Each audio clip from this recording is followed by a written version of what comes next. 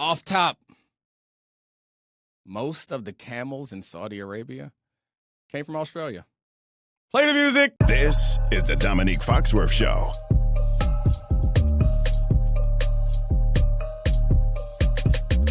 All right, welcome to the Domonique Foxworth Show. Charlie's celebrating because he's been pushing that off the top for a long time, and he's on the off the top run. I feel like we got the Pringles one in. I think it's just a symbol that I'm not reading as much as I used to because I normally learn things throughout the course of the week and put them away. And the one I did on Monday's show, yeah, that was from random reading on the internet. But this one just came from Charlie's brain. It's a good one, I guess. From Reddit. I love it. Okay, from Reddit, which Charlie stole from Reddit. Anyway, all right, so I wanted to do something, and you guys can make fun of me. I don't know if Charlie is secretly making fun of me, but I sent the producers a process map over the weekend because I made a quarterback's process map because I believe that quarterbacks travel through the league and they're at different stages and we have different expectations of them based on which stage they are. And at some point, maybe I will show you my crazy person, Connor Stallion, 500-page manifesto about the process of quarterbacking. A single-page, 500-page manifesto. Yeah. I mean, it's weird, though. After I did it, and then I took a picture and sent it to you guys, I was like, this is something a crazy person would do, right? A little bit. I loved it. This is something I would do. Okay, well, anyway, we wanted to talk through that, but it might be a little bit. On this. Yeah, it might be a little bit complicated to talk through, so I may release that at some point. But the big takeaway I think Charlie took from it was there are essentially different buckets that quarterbacks fall into, and it's a little bit like tiers, but it's more about where you're going through in the league and from where you can go. So I wanted to talk through that with Charlie, and I guess maybe I'll put some effort in to make it pretty enough because right now it's on a piece of paper with pencil and it looks like a crazy person did it. And then I'll release it to you all in the future. Yeah. So tiers and rankings are just a little bit boring and we all know more or less where everyone is and you can quibble if someone's 10 or 11 or 9 and whether that means they're elite. But the buckets thing is more interesting to me. It shows where they're at their career and where they could go. And there's a choose your own adventure to this. Well, there's a choose your own adventure to this if you're an NFL general manager and you get to be the decision maker of what's going to happen with these quarterbacks.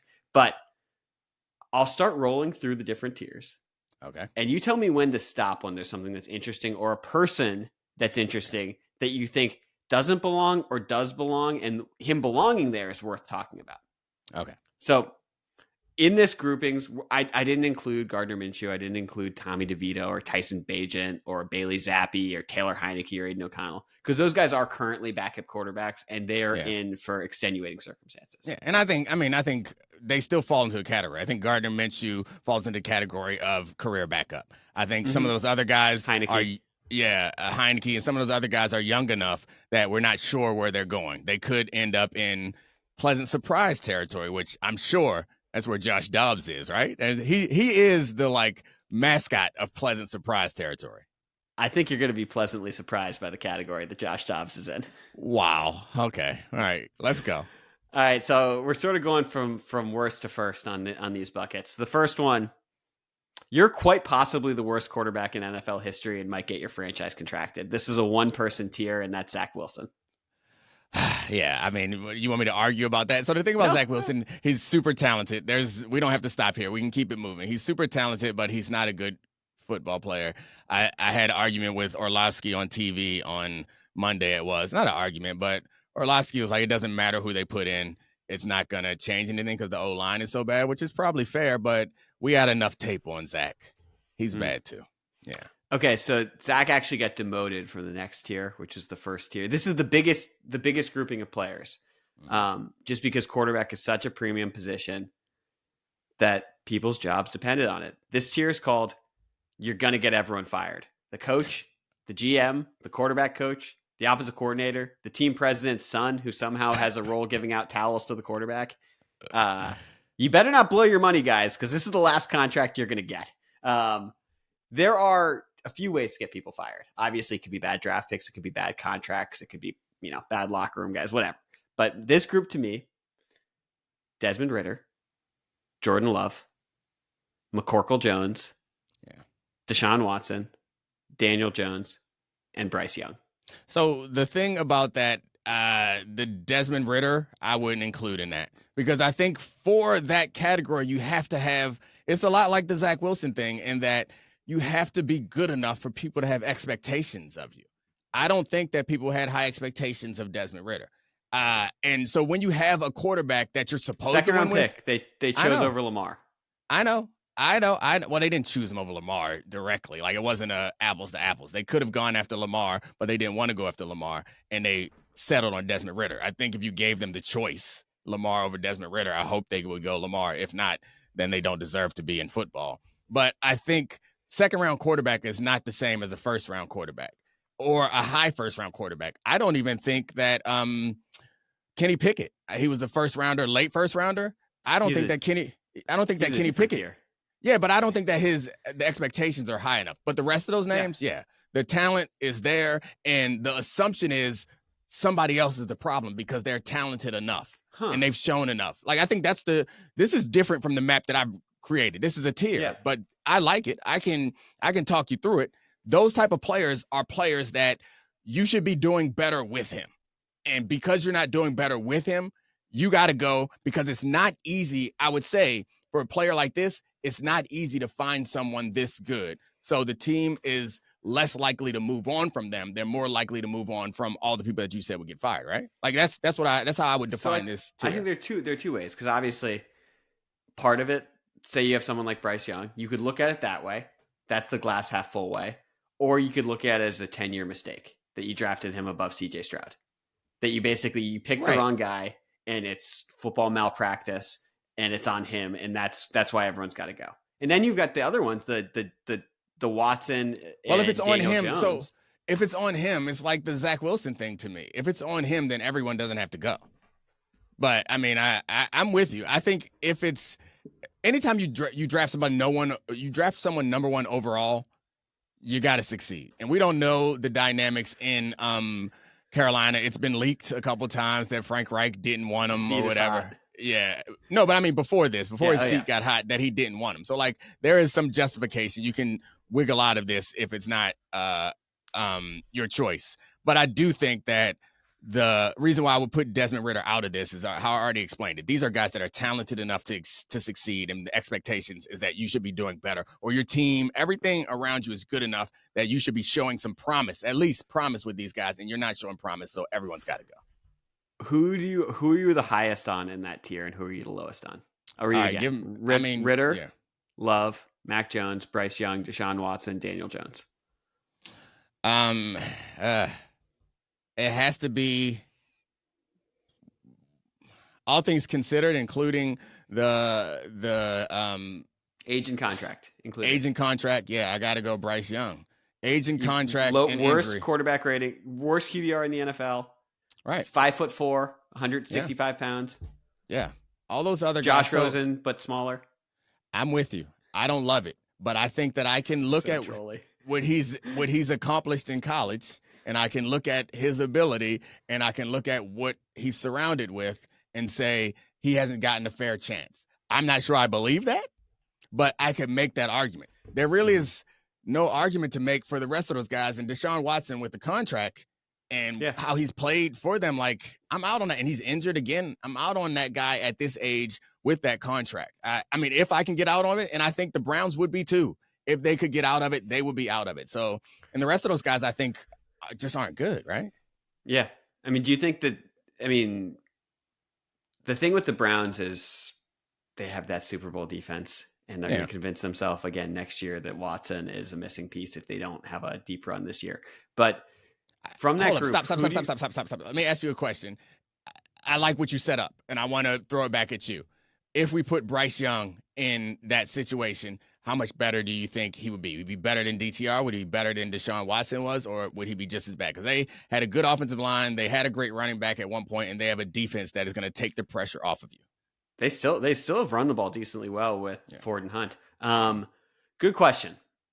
And I don't know if I have the answer, but I think it's been stunning how someone we thought was going to be polished coming into the NFL and Bryce Young has flashed as little as he has. And I know that people think that we're judging them too soon, but he's obviously small. He's obviously not an elite athlete, and his situation is bad, but I don't think if you asked me before the year who had a worse situation, Bryce Young or CJ Stroud, I would have guessed CJ Stroud had the worst situation. Yeah, I'm so with you. I don't think he would be playing better than Deshaun Watson, but I do think he would probably be playing better than DTR did. Yeah, I certainly thought he had the leg That's up. Such a coward answer by me. Yeah, you didn't answer it. I thought he had the leg up on Rookie of the Year because I thought his situation was good, because I knew that defense was good, and they've turned out to be pretty good. I knew they didn't have too many weapons, but they ran the ball well last year, and I was like, all right, they got a good offensive line, and then they have all the coaches that we tend to believe are good with quarterbacks, and then everything we heard about Bryce Young is all the positive stuff. So I feel differently about it, which I guess maybe I think your point is good that he should have flashed something. Like, we ain't seen nothing good. Like, no good plays, nothing exciting. So if you were to ask me who's had the least fair shot of this group, I would actually, even though he just signed for $160 million, I might say Daniel Jones. Like, are we talking about the fact that his best receiver of his tenure was 6 weeks of Richie James? Yeah. Like, and it's just, O-line's been horrendous the entire time. I mean, Saquon's excellent, but he's been in and out of the lineup. Darren Waller had one good week in preseason, and that's been their massive weapon. That's fair. So he's someone on your path. What if he becomes a bridge guy somewhere else? He's got high bridge guy ceiling. Oh yeah, he's a great bridge guy, and I mean, he could become a franchise quarterback elsewhere. But he was in the he signed a second deal. It was a short one, but they were treating him like a franchise quarterback, kinda, because they kind of gave him a running back contract. But which I guess is fitting because the best thing he does is run. All right. Next bucket, and these are guys that could go any direction. They could go bust. They could go bridge quarterback. They could go franchise quarterback. This one's called mystery box. He could be anything, even a franchise quarterback. I like the way you sold that. Thank you. This is a 2-person tier. They both look great in shorts. Will Levis and Justin Fields. Yeah. Yeah, obviously Will Levis and Justin Fields, they're similar in that they do have the wow moments. Like, Will Levis' arm strength is bananas, and you see it in the NFL. He does not have peels. Yes, he also eats banana peels and puts mayonnaise in his coffee. It's disgusting. So that would be a case that he doesn't have good judgment, but on the field he has slightly better judgment. He doesn't have.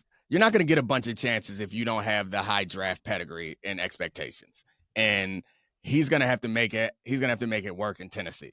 But I don't think Tennessee wants to make it work right now. It doesn't seem like it. Yeah, they packed it up for the season. Yeah, so I think Will Levis is going to end up getting washed out and bouncing around and maybe getting a chance to be a career backup or a bridge guy or doing the Geno Smith where he becomes a late career franchise quarterback. I don't think it works there.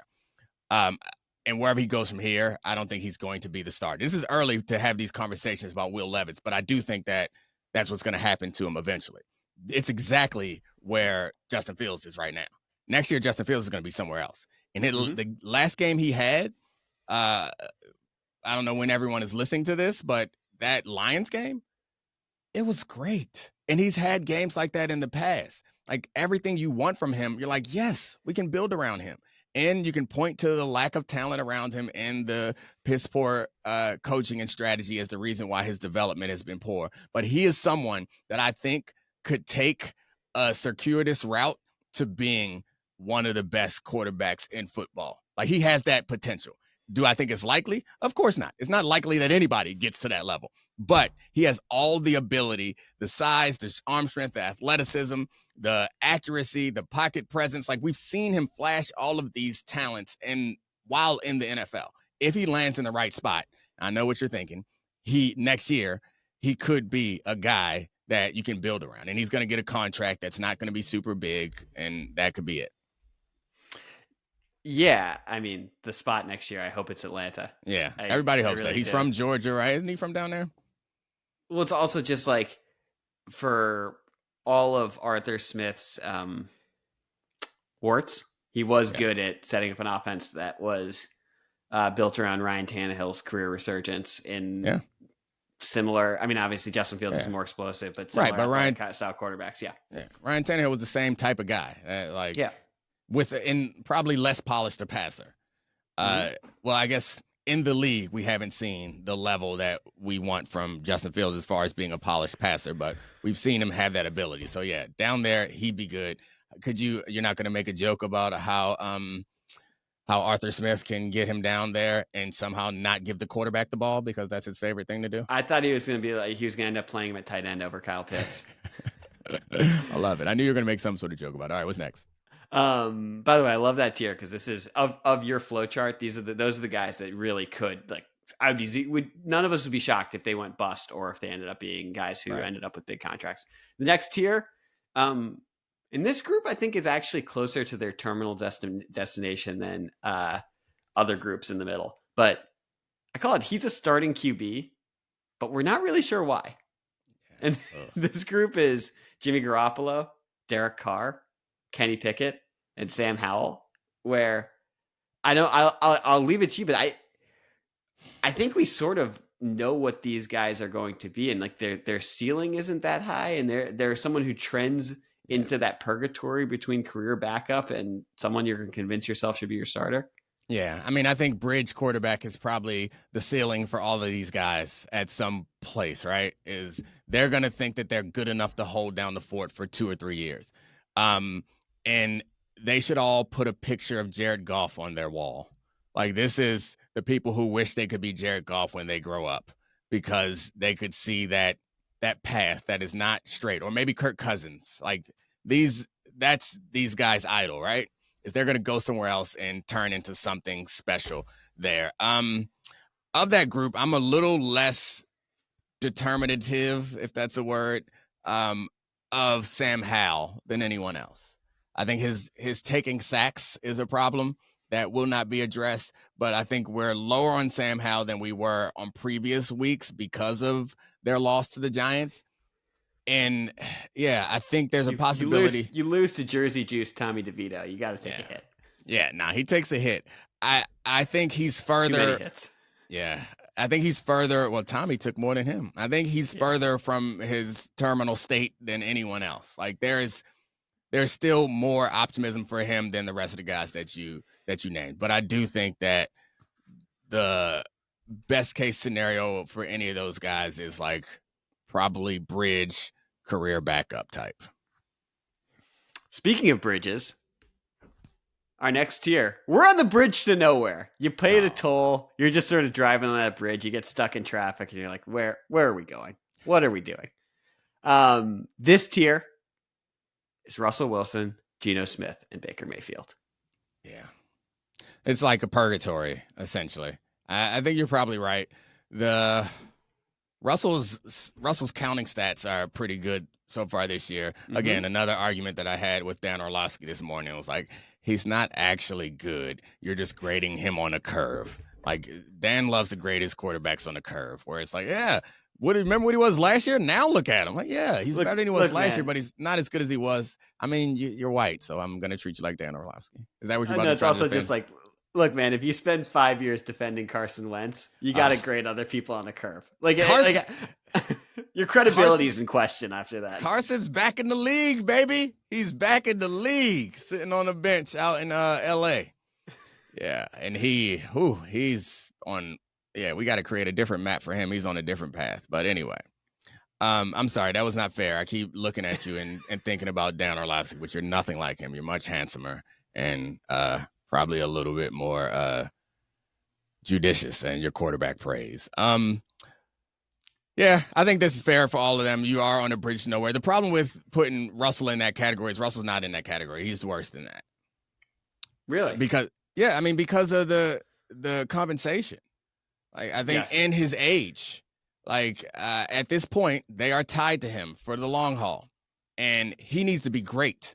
And we talked about this last time we talked a bit about quarterbacks, is when you sign a quarterback or when you sign anybody, oftentimes you backload the contract, especially a quarterback. You backload the contract in order to, when you get to that point, you're planning to renegotiate, to take the pressure off, to put more players in around them.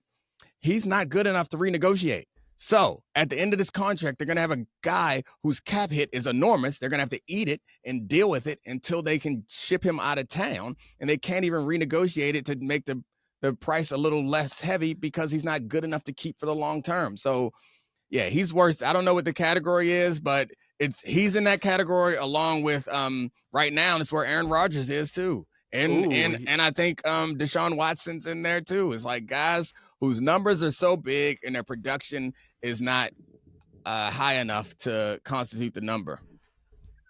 This is a great change. After week 1 of the NFL season, we had a vigorous argument about whether or not we should feel bad for Russell Wilson. His counting stats are just good enough that we no longer have to feel bad for him, and we can drop him in tears. Congratulations. I wish that we could shoot some confetti.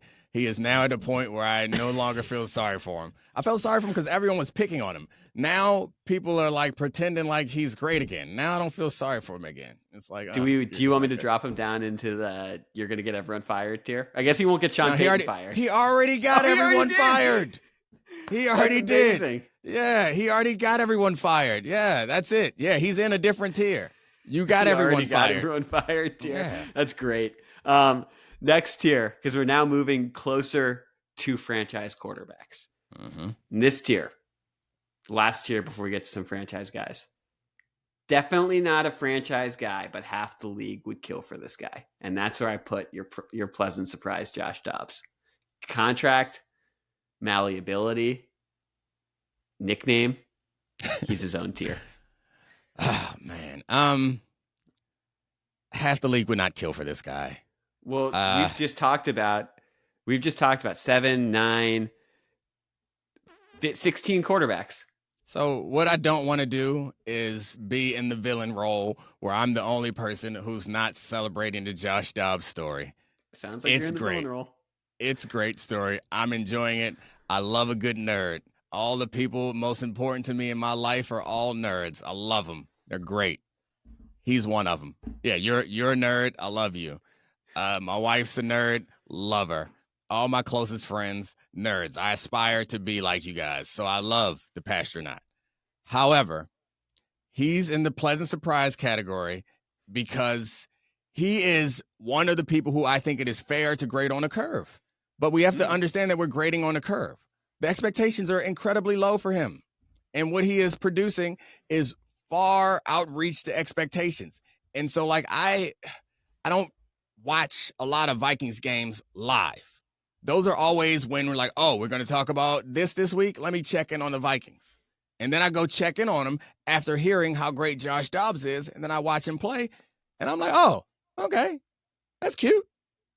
That's cute because I've come in with these expectations that y'all was like, he great. He's doing some really cool things. But Josh Dobbs has been to a bunch of different teams this season alone because he's not that guy, right? This is what I would say. He's 14th in QBR.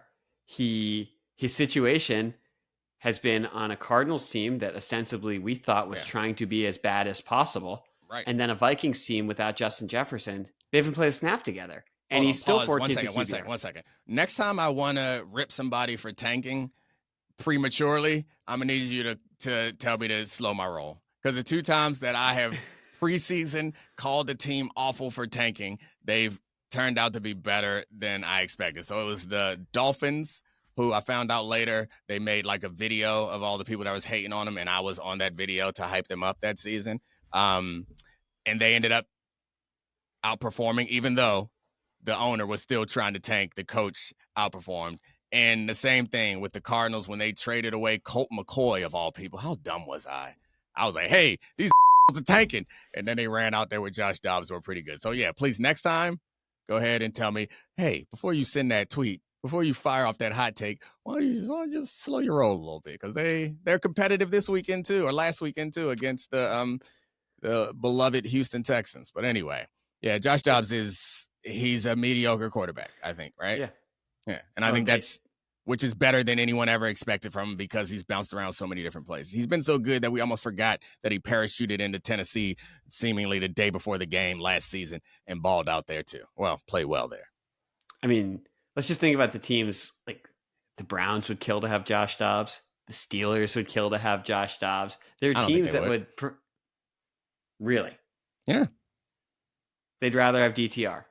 No. I don't mean the Browns. The Browns didn't have to kill to keep him. They had him. Beginning of the season, they let him leave. The Titans had him. Let him leave. The Cardinals had him. They let him leave for a guy him. that's going to get everyone fired. the Cardinals traded him. No, well, I mean, if they thought that Dobbs was this or could do this, they would not have let him go. They didn't think that they needed a backup because they thought that Deshaun Watson was the guy, and also, the thing that Bomani likes to remind me of is when you have a black starting quarterback, you need to have black backups. Otherwise, the fan base, what? Josh Dobbs is black. Right, I know. I was saying that also. I was saying like he was perfect for them. But something about what he does at all these places, he doesn't seem like he's unlikable, so it ain't his attitude. Something about what he does at these places suggests to these people that he's not that good. And they don't even want to keep him as a backup or a developmental player. Like, at some point, the clock is going to strike 12 on Josh Dobbs, and it's going to be sad for all of us. So let's enjoy it while we got it. Sounds like bad organizations who can't identify talent. Probably. It's a lot of them. I'm sorry. I feel so gross now. I should. All right. So we're going to move into the first tier of franchise guys. I'll distract people from my meanness with sexy. Sorry. Go ahead. This is the first tier of, and I'm saying this in quotes, franchise guys. And this is, we can win with these guys. In that group is Kirk Cousins, Jared Goff, Kyler Murray, and Dak Prescott. So yeah, I mean, I think that's franchise. So franchise quarterbacks is a distinction. It's like a bar that you have to get over. A guy, and to me, a franchise quarterback this is the lowest tier of franchise quarterback that you're talking about. Mm-hmm. Right? I mean, the other stuff is like bridge and all that other stuff is like below that. You wouldn't consider a bridge quarterback a franchise quarterback. Correct. I would not put some of those names at the lowest tier. Well, actually, just one of those. You're trying to upset me with the Dak Prescott thing. He is not so this is like good enough. We're good enough. If everything is right around them, it's Kirk Cousins, right? It's the definition of Kirk Cousins. Kirk Cousins, Jared Goff. Yeah. Dak Prescott. Yeah, and I don't put Dak Prescott in that category.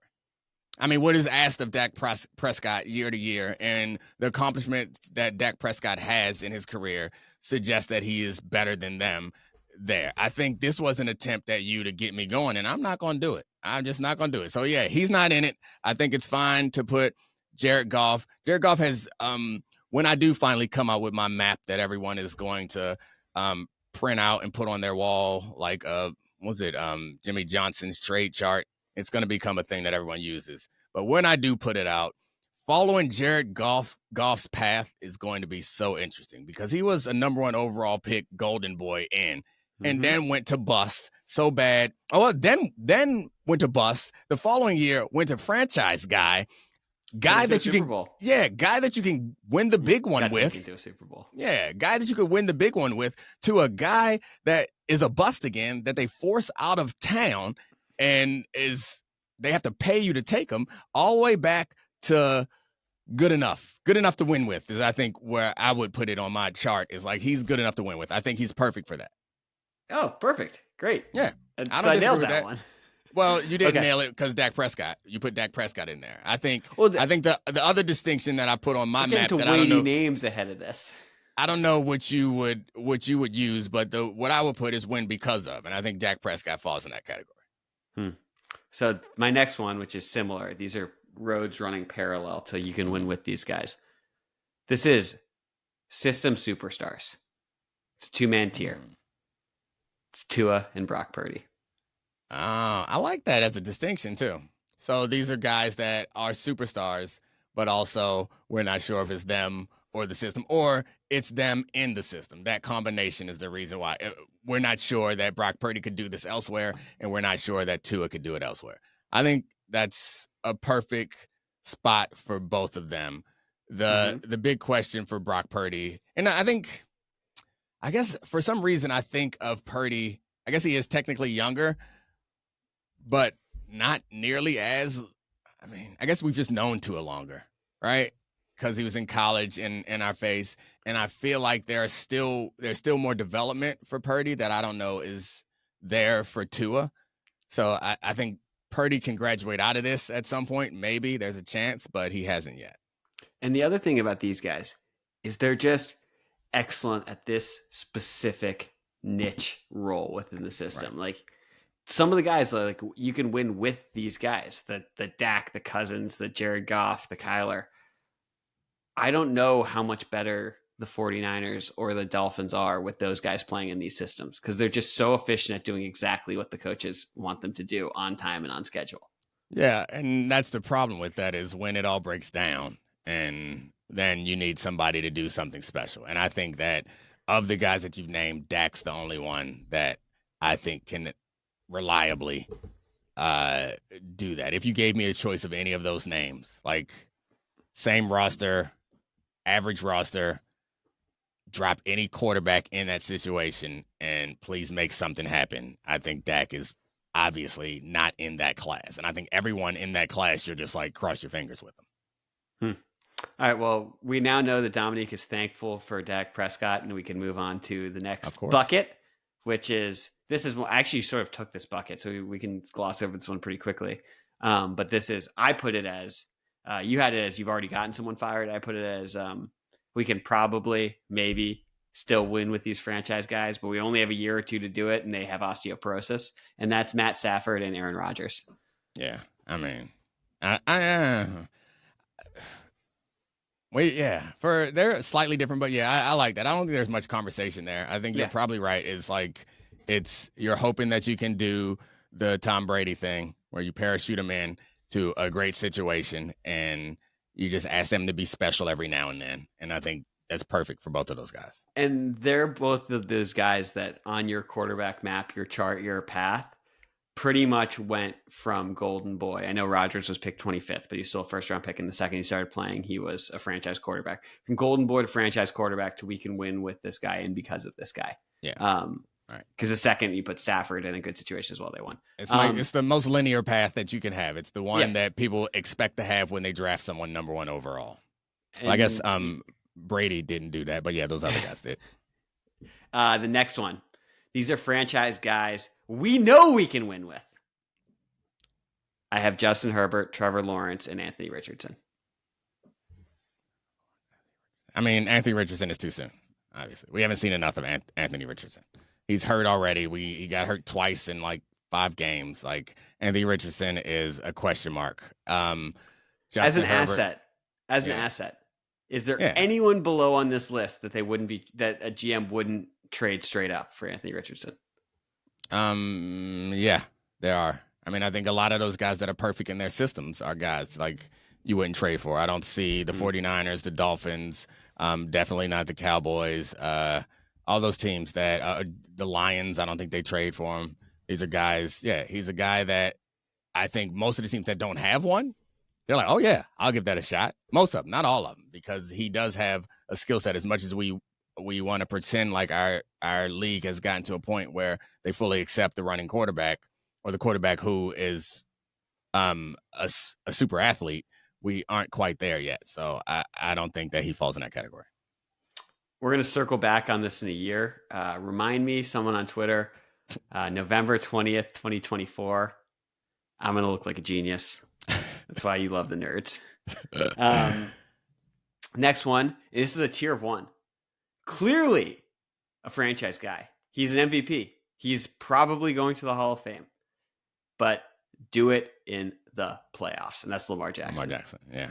Yeah, I mean, I can't argue with that. He's at that point in his career, and I think he's got a playoff win against the Titans, which was impressive, not because he was great. I think he had like 1 or 2 like good plays, like long runs or something, and he called Lisa Salters Miss Lisa afterwards. It was wonderful, magnificent.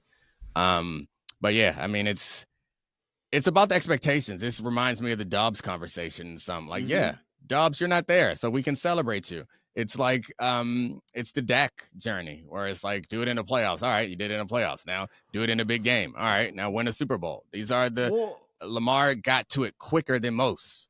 Got to the playoffs quicker than most, and then slightly dipped, had some injuries and stuff like that, and now we're holding it over his head as if we can expect players to he didn't even play in the playoffs last year. So it's a tough situation for Lamar, but he still has to do it for him to climb the ranks.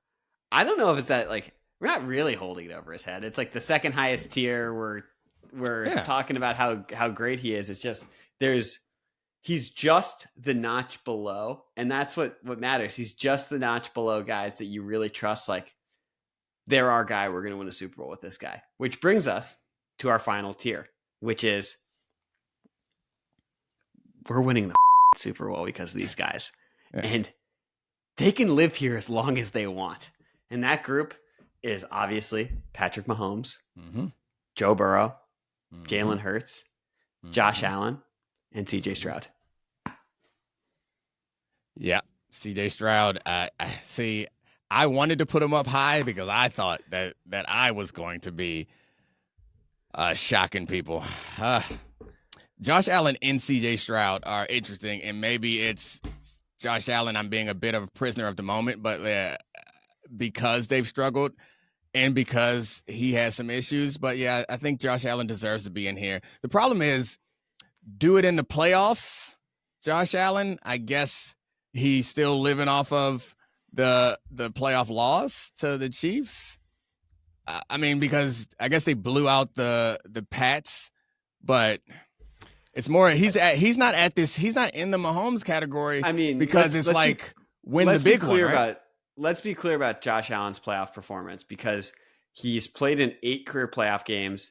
He's throwing for 292 yards per playoff game. He has 17 touchdowns. He has 4 interceptions. Ooh, I think 10 of those touchdowns were against the Patriots in that one game, right? We're kind of, like he beat the dog out of a bad team. But anyway, I'm not trying to knock Josh Allen. He is great. The thing is, I guess because we see it and we know that he's good enough to do it, we give him that credit, right? But he still hasn't won like a big playoff game, right? Like, when you say, like, I don't know, I guess you have to put a line somewhere, but like, we've seen Dak Prescott go off in the playoffs. He dominated in the wild card round last year. He's led comeback wins, but we still talk about Dak Prescott like, man, but can he win the big game? I don't know why we don't do that to Josh Allen, right? Because he hasn't done that, right? He lost to the Bengals last year. They lost to the Chiefs the year before that, and I guess we count that game because he played good enough for them to win. We count that as him getting it done. We would think very differently of Dak Prescott if he went toe-to-toe with Mahomes and threw for 404 touchdowns and his defense blew it with 13 seconds left. So, I mean, he went hold on. He went toe-to-toe with Aaron Rodgers. And he lost because Aaron Rodgers threw a ridiculous pass. Like, it was the same damn situation, right? And we do not do the same damn thing. That's all I'm saying. The problem is that he also lost to Jimmy Garoppolo twice and looked really confused and just slid in the middle of the field. Okay, I don't disagree with that. So I guess you think Dak is as good of a quarterback and as trustworthy in the playoffs as Josh Allen? No. But okay. I think that Josh Allen has not actually accomplished the thing that we think he can accomplish, and neither has Dak Prescott. I think Dak Prescott is capable of accomplishing it, and I also think Josh Allen is, but we talk about them differently. But anyway, it's fine. And by the way, just for the stats, the specific reason of why Lamar is in his own tier with that is because he's played 4 career playoff games and he has 3 touchdowns and 5 interceptions. Yeah, he's been bad. I'm just saying, like, it's not picking on him. He's performed equally well in the regular season. It's a specific thing where he's been that good and then that big of a drop off. Don't worry, you're safe. I'm here. All right. Thank you. That's it. That's it. I thought you were going to talk more about the CJ Stroud part about it. Yeah, I don't know. I mean, the CJ Stroud thing is really hard. Like, obviously, you don't believe that. You just did that to get me upset. I do believe that. Okay. I mean, we can win with him is different. You put CJ Stroud, and just to be clear, there is one top tier. Bucket. One top bucket, whatever you call it. That's right. And CJ Stroud is in the same bucket as Josh Allen and Patrick Mahomes and Joe Burrow. He's in that bucket. And you're fine with that. You stand on that. He's the same bucket. Age, contract situation. Yeah, I mean, I just learned one thing. It's the Domonique Foxworth maxim, is that we have to trust organizational stability. And organizations are usually why quarterbacks fail. And that just shows how big of an outlier CJ Stroud is. The fact of the matter is that this is a situation we all thought he would fail because of. And you know what he hasn't done? Failed. He's Dan Marino in 1984. I'm proud of you. It's quite a projection, because I can't argue against anything that you're saying because of what we've seen so far. But I can say that we have not seen him do the things that we've seen these other guys do. You're expecting him to actually do it. So playoffs are going to be different. We will see how he plays in those situations. We'll see this year. Yeah, we'll see this year. And so he has a grace period. He has, 3 years. If he continues to play well, he has 3 years to go to the playoffs and lose before we start saying that he hasn't won the big one, no matter the reason why. I think he's got slightly longer. I think he's got a nice cushion of Josh Allen and Joe Burrow, where until they win, and he's in Houston. We don't have time or the energy to worry about CJ Stroud winning until they win. And he's in Houston. Like the market matters. Like Houston's a big city, but it's not a team that we talk about a ton. So on Get Up, we're gonna talk bad about all these other quarterbacks before we get to CJ Stroud, honestly. But yeah, I think that I wouldn't put him up there yet because I've worked my way to my defense. I wouldn't put him up there yet because he does not also carry the weight of losing, of what will happen to him if he loses in the playoffs.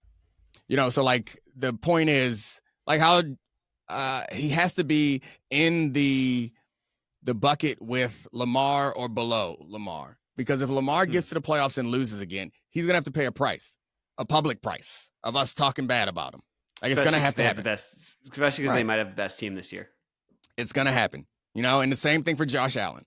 And the same thing for Joe Burrow. Well, he's not healthy, so it doesn't matter. But and Patrick's already won 2 Super Bowls. But the same thing for Jalen Hurts is if Jalen doesn't play well, we're going to say you had a team, you should have got it done. So that's not going to happen for CJ Stroud. So you don't get the rewards of being named the highest bucket without having the arrows that come with it also. So that's my argument. He's down there below Lamar somewhere.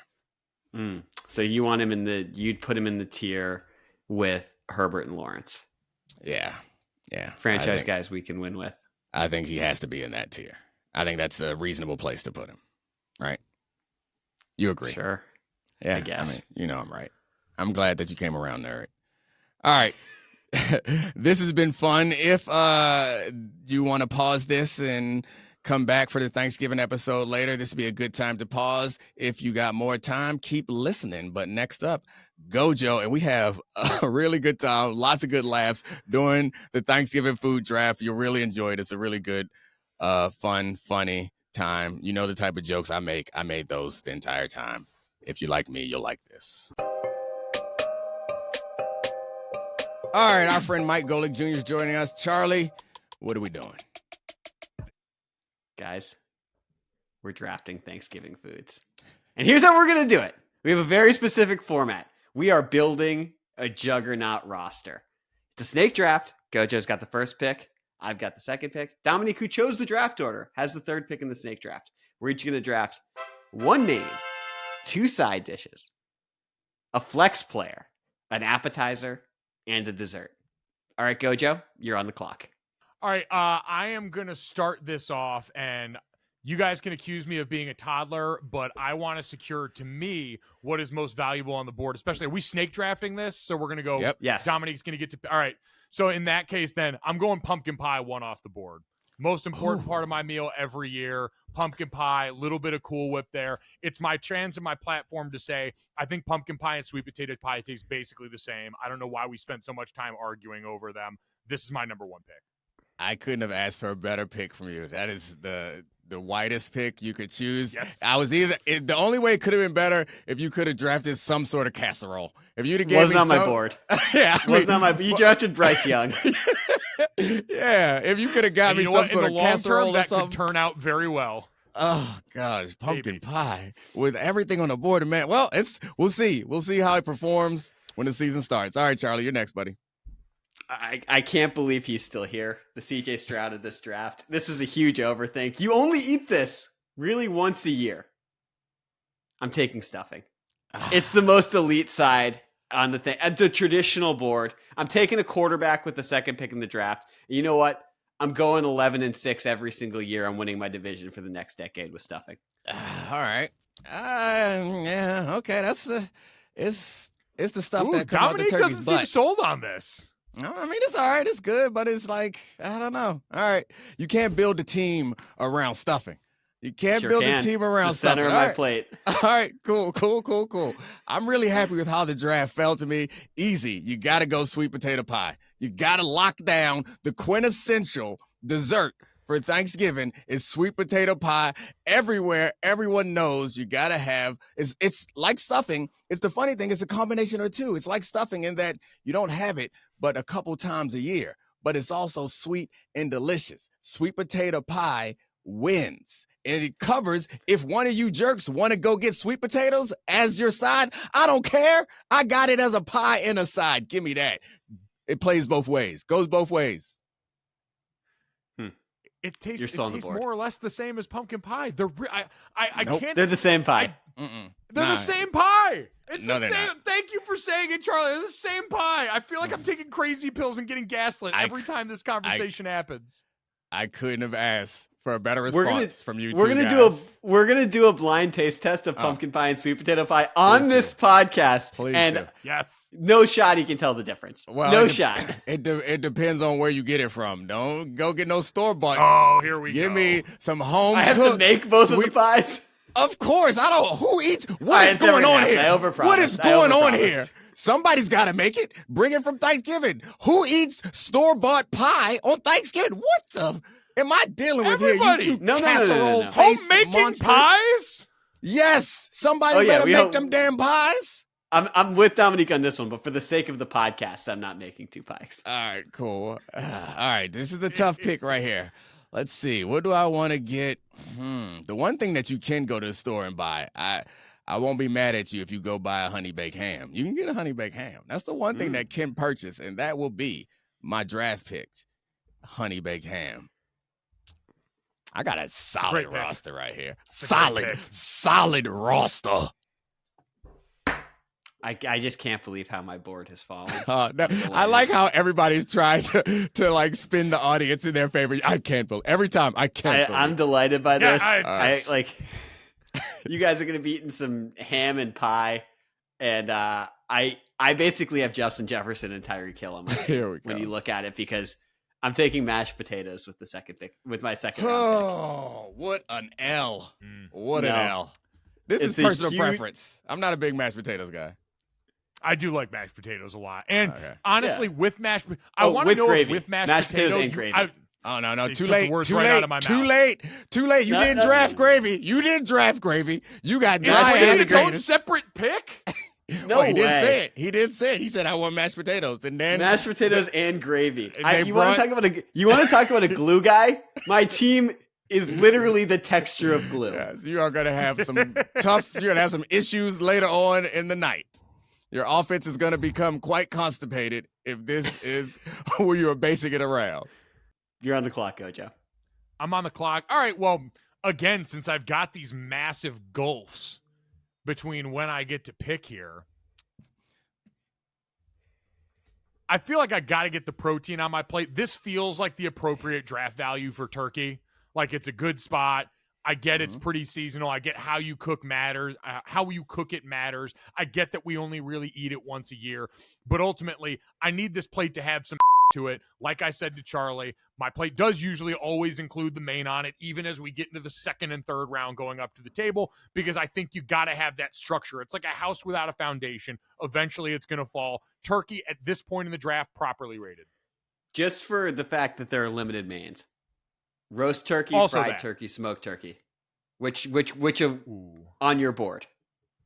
You better. You know what? I'll go fried turkey. Yeah, I'll Just fry so it I for can you. hear Domonique say succulent one more time. Oh, I better fry that boy. It's gonna be so succulent. In your second pick, makes you. you're still on the board. That's the honestly, I can't believe you just in the second round you just got the most solid player in the draft. He's solid. He's reliable. I mean, he's not gonna wow anybody, but you can rely on him. He's never gonna be hurt, and it's a good pick. Yep, I got a really like high-end off-ball linebacker where we can have some arguments about positional value, but ultimately taking Jack Campbell in the second round is going to feel pretty good to you. With my third pick, all right, this is where it's going to start to get real interesting. So mashed potatoes are off the board, stuffing's off the board, which means, and you know what? I know I'm going to take heat for this one, and I don't care because it's delicious.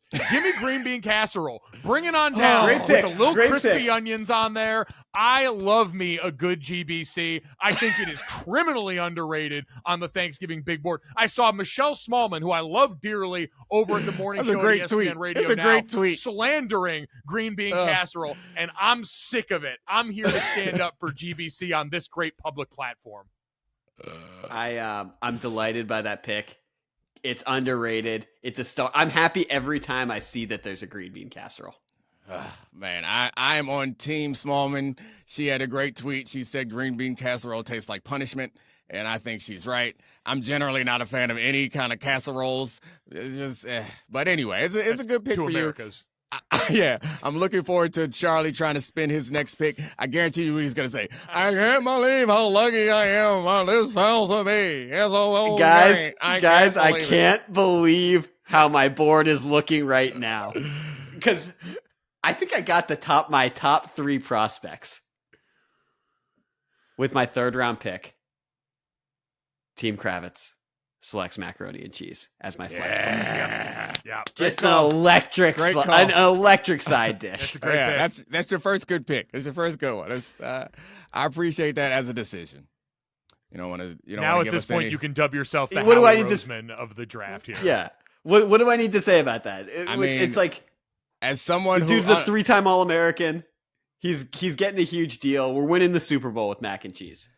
I mean, I would like you to what type of mac and cheese are we making? It's oven mac and cheese, right? Yeah. Right, Homemade. cool.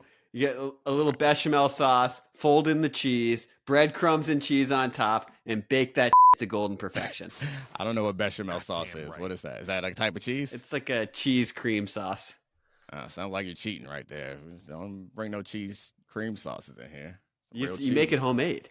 Okay, I don't know. I never made mac and cheese. Maybe there's some Bausch and Lomb sauce in mine too. I don't know. I feel confident there is. All right, Fox, you're on the board. All right, let me see. I have a dessert and I have a main, so I have 2 sides and an app available. Let's see. Let's see.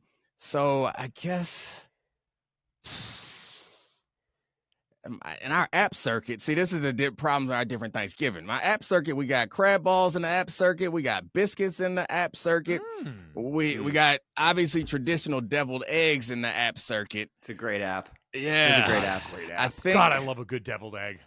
Yeah, I think there's lots of sides left too. Yeah, I think I gotta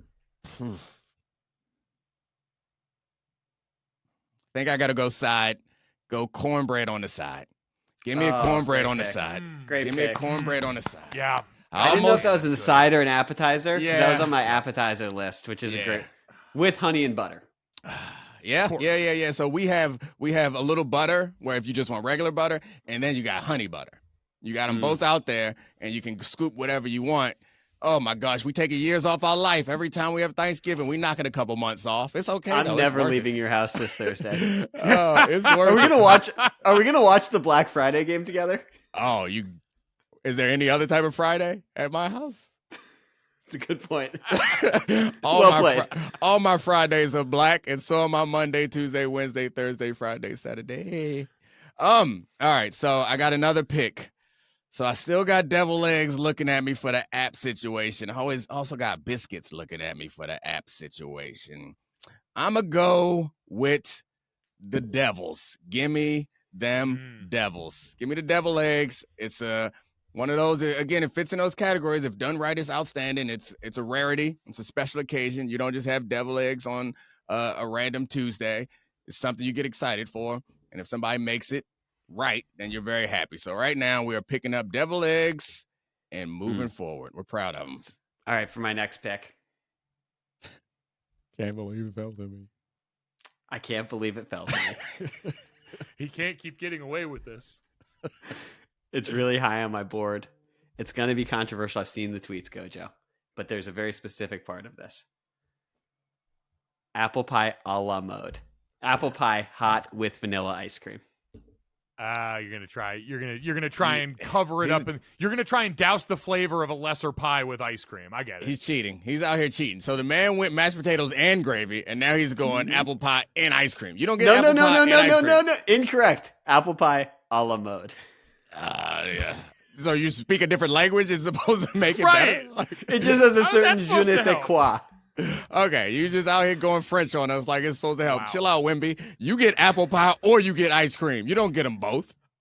Oh, if I could just have the entire genre of ice cream, that's an even better pick. I'll take that. Sounds great. It's a much smarter pick because apple pie is not actually that good. But Nah, you're stuck. Yes. You're stuck with your. We will grant you apple pie and ice cream, vanilla ice cream, a la mode. I guess it's fine. A lot of carbs on my team. Yeah. all right, I'm back up here. I need a side, and then I've got my flex on the board right now. So side, easy. Domonique actually said one of my picks out loud. He had both of mine that he was contending with there on the board. This would have been cornbread had I had the opportunity, because, man, a nice moist cornbread. I almost tripped over my words because my mouth is lubed up right now. I am drooling like crazy. That being said, without that, it's a good thing I've got the mouth lubed up right now, because I'm going to need it for these buttermilk biscuits. They're going to be a little drier than the cornbread, but you just douse it in gravy, butter, anything else that's on the plate. This is where having the binding agent, and this is why I'm pissed that Charlie's been allowed to steal gravy, because the whole plate works best when you got it all with a little coating of gravy right there. It's just a little bit of that extra loving. It's like, you know what it is? It's like a cocktail at a party where all the friends kind of know each other, but don't totally know each other. You need a little social lubricant for everyone to be them best selves, and gravy is that first cocktail that everyone crafts at the function. Hold on. To just loosen up a little bit and start to be them best selves. You got turkey and you got buttermilk biscuits, but Charlie got all the gravy. You gotta organize a trade, man. You gotta figure something out. Maybe we can find a way to get you some gravy, because Charlie's really holding on to the most important, the pivot, the Christian McCaffrey of your team is sitting on Charlie's bench. He's sitting on Charlie's bench. I am the 49ers right now. All right, back to back for our man Gojo. All right, for the last one here, my flex, I think I'm going to start off. We'll try. So, to be clear, did we give Charlie the ice cream with the pie? Yeah, we gave All him. right, we gave him the a la Son mode, of a bitch. because he's out here cheating a little bit. He's gaming the system. I was going to say, I'm not going to lie. As someone who went pie number one off the board here, knowing I could have just sprinkled a la mode. You could have had homemade whipped cream on top of your pumpkin pie, because pumpkin pie without whipped cream. He called for whipped cream. He called it. He called for whipped cream. I will say. All right, so that's hold on. I will make a Domonique Foxworth Show proclamation. He don't get all the ice creams. He gets one scoop of vanilla on his a la mode. If you want the rest of the creams, you're more than welcome to have it. All right, that's a fair point. I appreciate that. And while my father's type 2 diabetes no doubt lives somewhere within me here and is just waiting for the opportunity to surface, while ice cream would be the right pick, I do think in the interest of what Domonique brought up with them deviled eggs is there needs to be some sort of introduction to this. And this is where I think all of us are bringing in our own Thanksgivings in years past, and I'm going to do that here. Give me a little buffalo chicken dip to start the party off, man. It's never been a bad decision at any function that it's been at. You got to give it that chance to cool down, and I am someone who traditionally, year after year, because I'm overzealous, has dove in too early and almost burned my mouth and ruined the whole Thanksgiving. I still think it's the right way to start it off. Give me some buffalo chicky dip. We normally go with a little crab dip, but I mean, I'm a Baltimorean. I mean, I live in DC now, but yeah, the buffalo chicken dip's not a bad choice. I like that as a starter. That's good. All right, Charlie, you're back up. Let's find out who you can't believe fell to you. I got two, and I hope you don't touch either of them. I can't believe this guy just fell to me in this round. I'm going to take turkey as my main, but obviously fried turkey's off the board. The next best way to eat the turkey is hold on, barbecue, smoked turkey. I thought that once Gojo took turkey was off the board. Okay, fine. If it's off the board. The last two Thanksgivings, we have had steak for Thanksgiving, so I'll take steak as my Thanksgiving main. Ooh, yeah. We normally have a prime rib out there, something like that. Yeah. We do some we grill up some porterhouses, slice it up. It's great. That's nice. I'll grant that to you. Well done. All right. Now I got 2 back-to-back picks, and I got 3 things that I like. Let's close out the draft. And I really knew my competition on this one. I'm gonna make my last pick just such an impressive win for 13% of the population. So my second to last pick, we'll go cranberry sauce. Gotta go cranberry sauce, Thanksgiving. You gotta go cranberry sauce. Glue guy. From the can. Gotta can that thing. I love cranberry from the can. I'm sorry. It's the one where other people, there is always some can there, and there's always some homemade. No disrespect to the people who make the homemade cranberry sauce. Thank you for bringing it. I'll have none of it. Give me that ocean spray. Do you have that as a side or as your flex? I have that as, it doesn't matter. Let's put it at flex because now. Can I just say, for someone that went out of their way to slander anybody who buys pie and doesn't home make it, this inconsistency seems glaring. This is the one where I would repurpose the Michelle Smallman tweet and say cranberry sauce feels like eating punishment. Oh, it's a delicious little sweet. It's a little sweet. It's delicious. I love when you shake it out the tube. You slice that thing Domonique up. talks about Thanksgiving foods like white people talk about dogs. He gets his like sweet little voice on there, and he talks about, ooh, it's succulent. You shake it out the tube. Hold on, wait. Oh, all right. Now I'm gonna get my black card back with this one, and you two just left a classic waiting there because you don't know nothing about no collards. Got a side collard greens with some pig parts in that thing. What? Or maybe a turkey neck hanging out in that. Y'all boys better stop playing with me. I got the Mr. Irrelevant of this thing kicking. Y'all better stop playing with some pig parts in that. Y'all better stop. Do you know what our version of that is casserole? Brussels sprouts with bacon. Oh, that was sad. Don't say that. It's true. By the way, did Domonique just essentially say that Brock Purdy is the collard greens of the NFL in this case? Come on home, Brock. Come on home. Get you a shape up, Brock, and a brush, some pomade, and let's do it right. Spin them waves, Purdy. All right. I just feel like a champion right now. I got 1 pick left. All right. And there are a lot of good I'm picturing Brock Purdy with a do-rag now.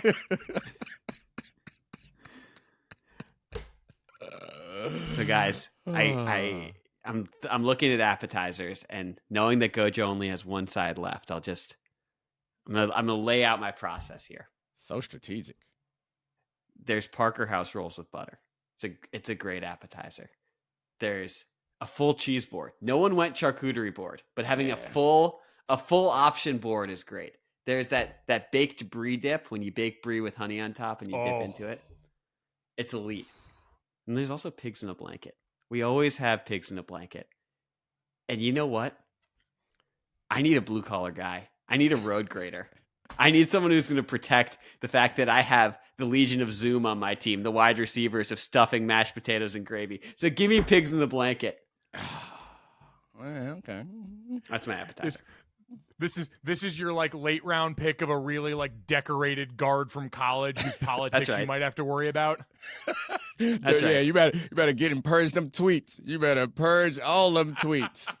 By the Dominique, just so you know, we use mini half smokes in our pigs in the blanket. Okay, I respect it. I thought it was just little hot dogs. Okay, I respect it.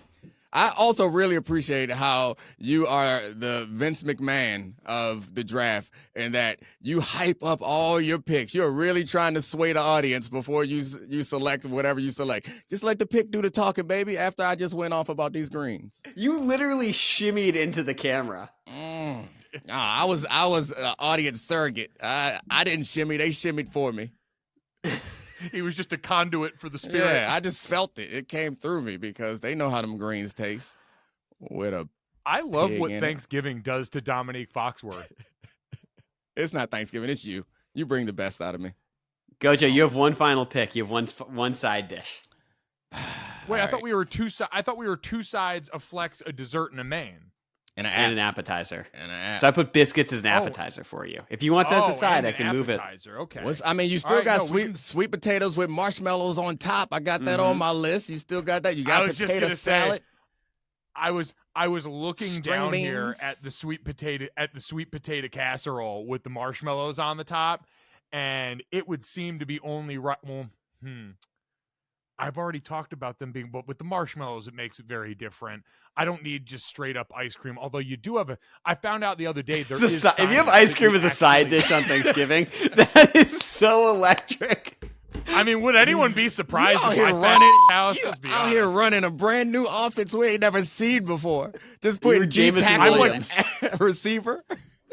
I'm what everyone thought the Dolphins were after the Broncos game before they realized they might just be a normal good offense and not the greatest thing that we've ever seen. They're like, what's he doing with this short motion? How is he winning like this?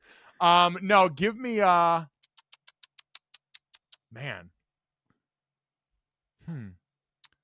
You know what? I'll go the sweet potato casserole with the marshmallows on it. That feels right. I'm an extra sweet guy when it comes to this day. I want dessert more on the table. So let's give people some options for the Golic family dessert here on the Foxworth Show draft.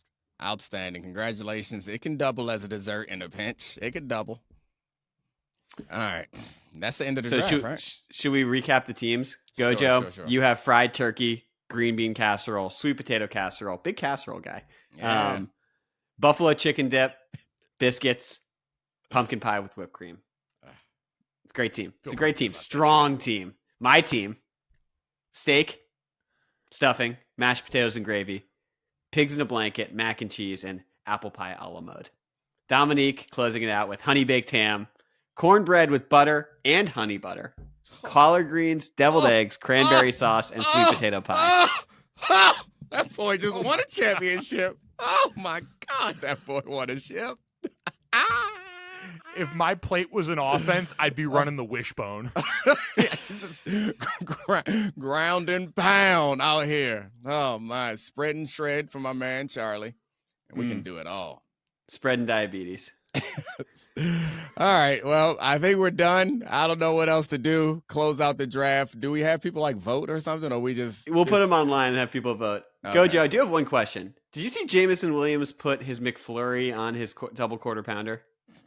Yes, I did. And boy, oh boy, was I disturbed by that. Man's busy. He don't got time to separate lunch and dessert. Just put them together. This is my thing is I understand the theory of it's all going to the same place. Believe me, my fat has done that with plenty of things in life. That being said, you actively make both of these things worse by combining them. You are getting a meltier version of a McFlurry that you're already working against the clock on, and that's assuming the ice cream machine even works. And then you're getting colder burger with some weird, I thought originally it was like blue cheese or something on there. You're making both things worse is my contention for young Jameson. In defense of Jameson Williams, I would say don't knock it till you tried it, maybe. And also, there's something about being a really good athlete where your development can be stunted and you can be really young for a long time. And that feels like an idea that he had when he was in high school, and then nobody stopped him because he's really fast and really great. I'm familiar with that. There's really times in my life where I was like, oh, shit, I should have stopped doing that a long time ago. But I'm awesome at football, so people just let me do it. Oh, well, Charlie. So we're going to do that? I think the loser of the draft has to make a McFlurry sandwich and bite it. That's the punishment. Ooh. Whoever's last place. Perfect. Right. I like that a lot. High stakes poker here. All right, everyone. I hope we got you through the holiday. If you're like me, you appreciated that you could put your AirPods in and disappear for a second. We had a good time. Thank you. Thanksgiving is a good time to thank people. Thank you for listening. Thank you, Charlie, for hosting and producing. Thank you to all the other producers, Kevin, Brian, Cortez, Megan, Serafina, and of course, thank Gojo for being a guest. And see you guys on the other side of the holiday. This is the Domonique Foxworth Show.